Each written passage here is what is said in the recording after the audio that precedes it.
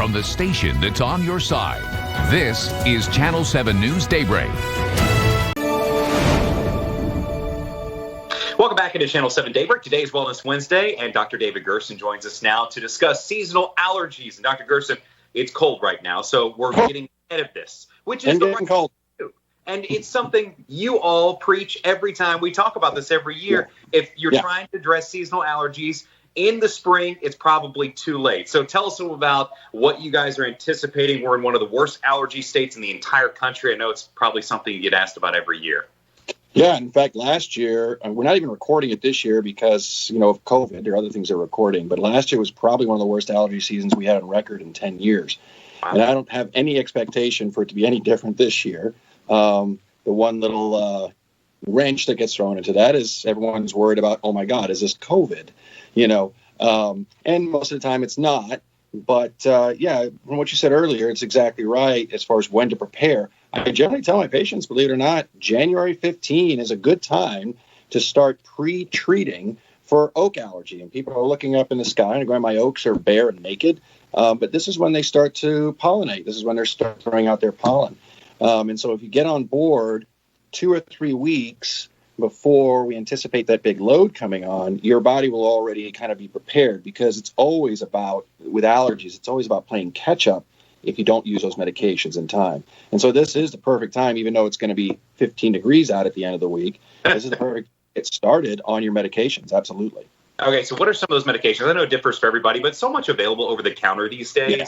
Go to the allergy aisle. It can be a little nauseating almost. We'll make it real simple. There are three main antihistamines, and the wonderful thing is that they're not prescription. You can get them by prescription if you ask your doctor for it, but you can get it over the counter. And the other nice thing is that the reason why there's probably so many choices is because they're generics, and so you have a lot of other companies jumping in and making fancy names. You have loratadine, which is Claritin. You have fexofenadine, which is Allegra, and you have cetirizine, which is Zyrtec. Okay. In my experience, doing this for 25 years, I put them on a continuing of kind of Claritin is the least sedating, but probably also the least effective. Allegra's right in the middle, and Zyrtec is probably the most effective. Now, that's the general population. Everyone's a little different. The nice thing is the medicines are inexpensive and safe enough you can kind of practice with them. One caveat is that when something works, you stick with it, but about every 4 to 6 weeks, I tell my patients to rotate to one of the other antihistamines because your body kind of gets used to it. Those are the oral antihistamines. The next classification are nasal steroids. These are extremely effective if used appropriately and used ahead of time prophylactically. And so this is Flonase, which is fluticasone, Nasacort. I'm spacing on the generic name. I think it's budesonide.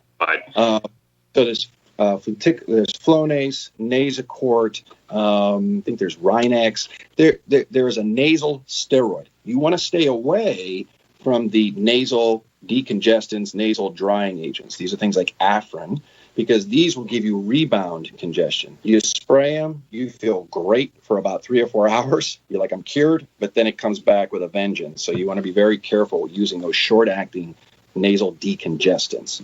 But that's it. Those are the ones that you only have to worry about, even though there's hundreds available. Those are the main 2 classes. Okay. Dr. Gerson, thank you again. We've run out of time, but we appreciate your time. Wellness Wednesday. Baptist Health joins us every Wednesday to go over some topics important to our viewers, and this certainly will be one in the coming weeks, even if people don't have it on their minds right now. So we'll see. Get started now. All right, sounds good. The information from Baptist Health is on your screen. You can call them at any time.